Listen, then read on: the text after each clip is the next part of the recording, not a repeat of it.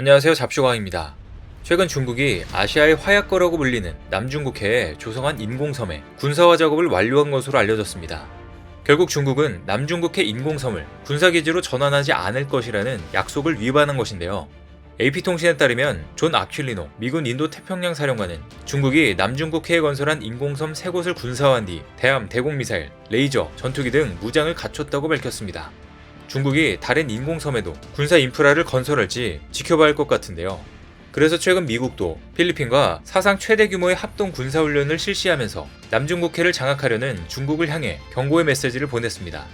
AFP통신에 따르면 오는 8일까지 미군과 필리핀은 필리핀 루소온 섬에서 발리카탄 연례 군사훈련을 실시할 계획입니다. 이번 훈련은 영유권 분쟁 지역인 남중국해에서 세력 확장을 시도하고 있는 중국을 견제하기 위한 것으로 미국과 필리핀은 해상보안, 수륙 양용 작전, 실탄훈련, 대테러 등 훈련에 나설 예정입니다. 이렇듯 중국이 남중국해에 군사기지를 건설하며 계속해서 해상으로 나가려는 시도를 하고 있는 가운데 최근 중국이 이제 태평양에도 군사기지를 건설한다는 충격 보도가 나왔는데요. 과연 어떠한 내용인지 이와 관련해서 자세히 알아보겠습니다. 최근 몇 년간 미국을 제외하고 중국과 가장 사이가 좋지 않은 국가 중에 하나는 호주라고 볼 수 있습니다. 상호 간에 무역 전쟁을 벌일 만큼 호주와 중국의 사이는 좋지 않았습니다. 그런데 호주와 중국은 원래부터 사이가 나쁜 것은 아니었는데요.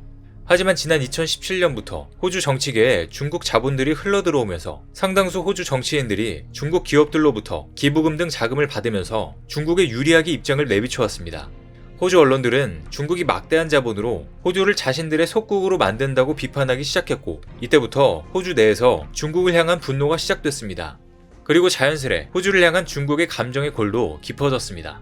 최근 중국 베이징에서는 중국 태생의 호주 국적 앵커 청레이가 간첩 혐의로 재판을 받게 됐는데요. 호주 국적인 청레이는 미국과 중국에서 활동한 유명 언론인입니다. 중국은 청레이가 지난 20년간 중국 중앙TV에 잠복해 간첩으로 활동하며 호주와 미국을 위해 중요한 정보를 훔쳤다고 주장하고 있습니다. 다만 중국은 이에 대해 구체적인 내용은 밝히지 않고 있는데요.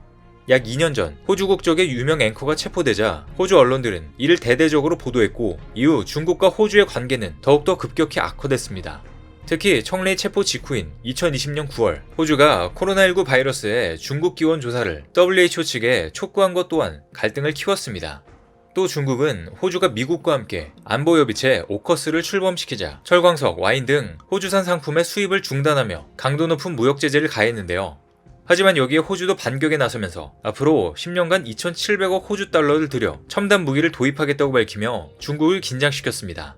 중국과 그동안 맺었던 1대1로 사업도 전면 백지화했고, 중국에게 석탄 수출을 금지하면서 중국은 심각한 전력난을 겪기도 했습니다. 그런데 최근 몇 년간 이어진 호주와 중국의 갈등이 새 국면으로 접어들고 있는데요. 중국이 호주와 가까운 남태평양 섬나라 솔로몬 제도에 군병력을 파견하는 협정을 타결한 것입니다. 최근 왕원빈 중국 외교부 대변인은 솔로몬 제도 주재 중국 대사와 솔로몬 제도 당국자가 안보협력 협정에 서명했다고 밝혔습니다. AFP통신에 따르면 협정 초안에는 중국의 필요에 따라 중국 함정을 솔로몬 제도에 파견하는 내용이 포함된 것으로 알려지면서 파장을 낳고 있는데요. 또 중국이 질서 유지를 위해 무장경찰을 솔로몬 제도에 파견하고 중국이 관여하는 주요 프로젝트 보호를 위해 중국의 병력을 파견할 수 있다는 내용도 포함됐습니다. 이는 중국이 솔로몬 제도에 해군 기지를 건설할 수 있음을 시사하는 것으로 중국은 미국의 인도태평양 전략에 맞서 남태평양에 군사 거점을 확보하기 위해 나선 것으로 보이는데요. 중국 정부는 작년 말 솔로몬 제도에서 대만과 가까운 반정부 시위대가 정부에 맞섰을 때 솔로몬 제도 정부 측에 경찰용 방탄복을 지원하는 등 영향력을 넓혀왔습니다. 솔로몬 제도는 호주 북동쪽에 위치한 섬나라로 호주와 인접해 있습니다. 솔로몬 제도는 지난 1978년 영국으로부터 독립한 후 내전으로 몸살을 앓았는데, 이 과정에서 호주가 개입하는 등 호주가 강한 영향력을 행사하고 있는 곳이기도 합니다. 그런데 이번 중국과 솔로몬 제도 협정은 솔로몬 제도가 호주와 맺은 안보 협정과 비교하면 훨씬 더 광범위한 것으로 알려졌는데요. 이 같은 중국과 솔로몬 제도의 우호 관계는 2010년대 들어 급격히 진전됐습니다. 중국이 주요한 파트너라고 언급할 정도로 사이가 좋아졌는데, 과거 솔로몬 제도 총리가 인터뷰에서 대만은 경제 정치적으로 우리에게 아무 쓸모가 없다고 말할 정도로 중국 편을 들기 시작했습니다. 실제로 지난 2019년 솔로몬 제도는 중국과 수교를 하면서 대만과 단교를 하는 결정을 했는데요. 1983년 수교 이후 36년간 유지해온 대만과의 외교 관계를 끊고 중국 쪽에 줄을 선 겁니다. 하나의 중국을 내걸고 있는 시진핑은 경제력을 앞세워 대만 수교국을 상대로 자국과 수교할 것을 압박하면서 대만을 외교적으로 고립시키고 있는데 솔로몬 제도도 그 중에 하나로 보입니다. 이 같은 이유로 최근 솔로몬 제도에서는 친중, 친대만 갈등이 본격화하며 그 갈등이 수면 위로 드러났습니다. 대만과의 수교를 끊고 친중 행보를 보이고 있는 중앙정부에 반발하고 있는 시민들이 총리 사임을 요구하며 거리로 나온 것입니다.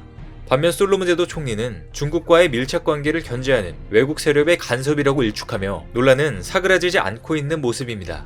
과거부터 미국, 대만과 친밀한 관계를 유지해온 말라이타를 비롯한 솔로몬 제도 지방정부는 중앙정부가 중국에 의존하며 자신들을 등한시한다며 대만과의 관계를 이어왔는데요.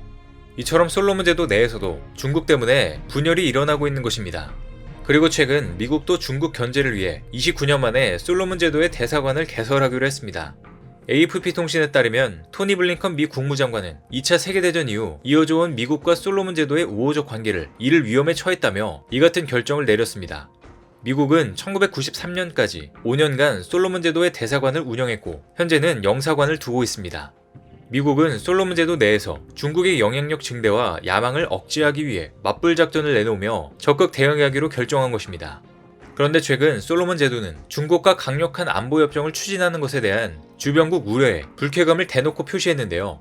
로이터 통신에 따르면 머네시 소바갈의 솔로몬 제도 총리는 중국과 안보협정으로 남태평양 지역이 불안정해질 수 있다는 호주와 뉴질랜드의 우려에 모욕적이라고 말했습니다. 소바갈의 총리는 주권 관련 사항을 관리하기에 부적합하다거나 국익을 추구하는데 다른 동기가 있다는 식으로 낙인을 찍는 것은 있을 수 없다며 유감스럽다고 밝혔습니다. 그러면서 중국으로부터 압박을 받지 않았으며 군사기지를 짓도록 요청할 의사도 없다면서 서방에 대해서는 태평양 섬들을 서방의 뒷마당으로 여기지 말라고 비판하기까지 했습니다. 이제 솔로몬 제도 총리는 철저하게 중국 편에 선 것으로 보이는데요.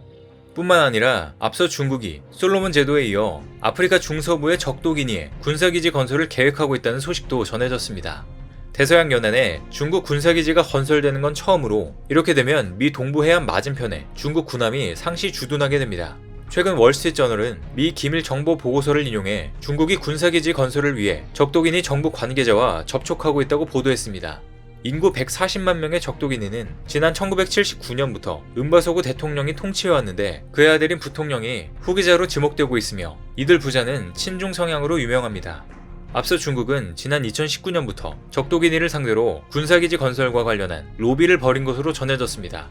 이렇게 중국이 남중국해, 태평양, 대서양에 해상 군사기지를 확대하면서 미국 등 서방 국가들을 견제하고 있는데요. 하지만 실질적으로는 중국이 추진하고 있는 군사기지들은 결국 소용이 없을 것으로 보입니다. 중국이 막대한 비용을 들여 건설한 인공섬의 군사기지들이 사실 군사공격에 굉장히 취약해 막상 전쟁이 벌어지면 쓸모가 없을 것이라는 분석이 나왔기 때문입니다. 그런데 그 분석이 중국 내에서 나온 것이라 더욱 주목을 받고 있는데요. 중국의 해군 선박을 건조하는 중국 선박공업그룹이 발간하는 해군과 상선에 따르면 남중국해의 인공섬들이 외부 공격에 취약해 전투 임무에 별다른 기여를 하기 어려우며 본토와의 먼 거리, 제한된 활주로 능력 등이 결정적인 약점으로 드러났습니다. 실제로 피어리 크로스 인공섬의 경우 중국 남부 하이난성 싸냐로부터 1000km나 떨어져 있어 가장 빠른 전투 지원함이 도착하는데도 20시간 이상이 걸립니다.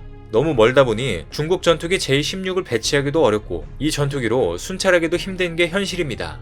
또 중국이 건설한 인공섬들은 활주로가 하나뿐이라 비행기 한 대가 활주로에 머물러 있으면 다른 비행기는 뜨고 내리지를 못해 전투 상황에서는 제9시를 못할 것으로 보이는데요. 이렇듯 중국은 막대한 돈을 들이면서 군사기지를 건설하려 하고 있지만 상당 부분이 헛수고로 돌아갈 가능성이 커 보입니다. 전 세계를 자신들의 적으로 만들고 있는 중국의 자충수가 앞으로 어디까지 이어질지 관심있게 지켜보겠습니다.